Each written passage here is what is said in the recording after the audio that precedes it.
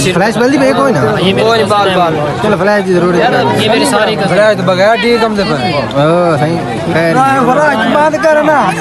अभी तक हमने ना खाना नहीं खाया। खाना खाया ऊंचा ऊंचा जरा बोलो भाईजान, अभी तक नहीं खाया, अभी सबको खिलाया क्योंकि अपने ये भाई जो है ना, ये भाई इस भाई को जानते हैं, ये फैसलाबाद से हैं पैदल।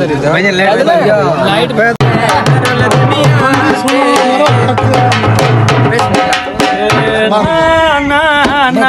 अली दाना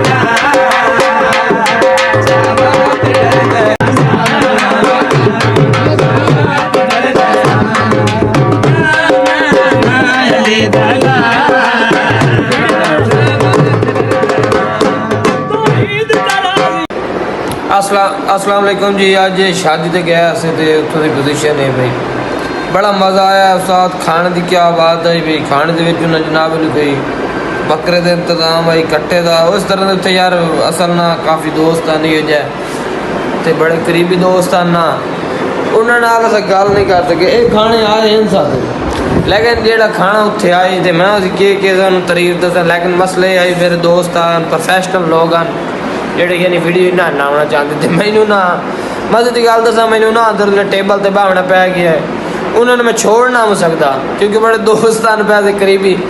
फिर मैं अगर उत्ते व्लॉग बनावा तो तुहानू विखावा सिस्टम, फिर वो अच्छा ना समझे। कुछ ऐसे लोग आना जो कैमरे तो इन्ने दूर वजदे जिमें कट्टा कसाई तो वजदा है।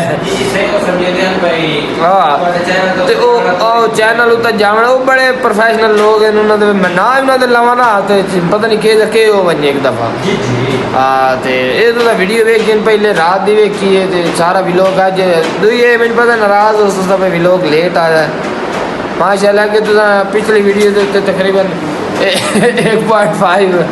$1.5 तो सॉरी 1.5 मिलियन व्यूज़ आए। इस तरह के व्यूज़ आ रहे हैं, बड़ी सपोर्ट कर रहे हो तो ख़ास तौर पर साढ़े नाल एक और खसूसी बंदे जो सपोर्ट कर रहे हैं, जिन्हें तो ना ही नहीं शो कर सकते कम ही, लेकिन उदा शो करना है जिले मोनेटाइज हो सी पैसा ही पैसा हो सी फिर वो इंशाल्लाह अपने पार्टी तो आज वास्ते इतना ही। तो इंशाल्लाह तुम जब एक और मस्त की गल दसा, तुझे यारो मेरे को गल पूछी ना भाई मैं जो शादी ते उन्होंने कोई नींद शेंद्र दी कोई ना, सही पूछो तो मैं नींद्र जी कोई नहीं दी। उन्होंने मैं थोड़ा वादा कर आया जिमें मेरा चैनल मोनेटाइज हो सी, ये आमदन जितनी होती तो मैं नींद्र कैसा तो दुआ साडा चैनल सॉरी नवी स्टोरी इरशाद की अम्मी है भाई, इरशाद की अम्मी है ना चैनल का नाम, उस चैनल को लाजमी सब्सक्राइब करो। और वो उत्ते साड़ी एक पूरी जिंदगी की स्टोरी है जी AI की तरफ बनी हुई आ रही है।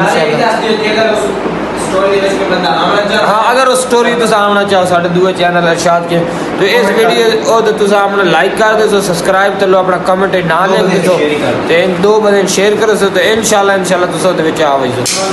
बाकी अस ऑनलाइन काम करें, अगर तुम अगर जॉब हासिल करना चाहो साढ़े को 6 महीने का कोर्स है पिया, तकरीबन वो कोर्स तो आते सी तकरीबन क्योंकि ना बड़ा रेट सस्ता करके थोड़ा तकरीबन अस तकरीबन 50,000 रुपये देसी थे। इंशाल्लाह 50,000 तुम अगर आज भरेंदे हुए हो तो उस तो बाद तुम 50,000 मंथली कमावन जो भी हो गए।